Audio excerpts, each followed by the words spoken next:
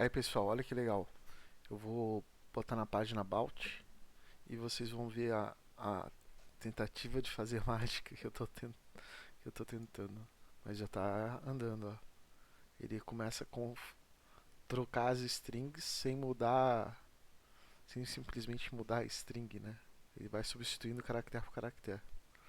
Por enquanto tá um efeito de máquina de escrever, né?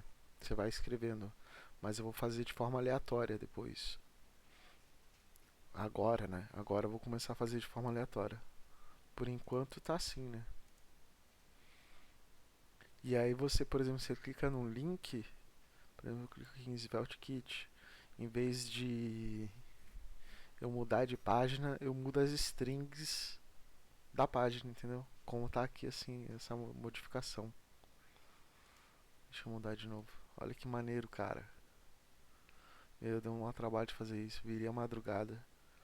Aí de manhã eu mais ou menos cheguei perto. Aí tive que pedir ajuda de uns caras. O cara me deu uma dica.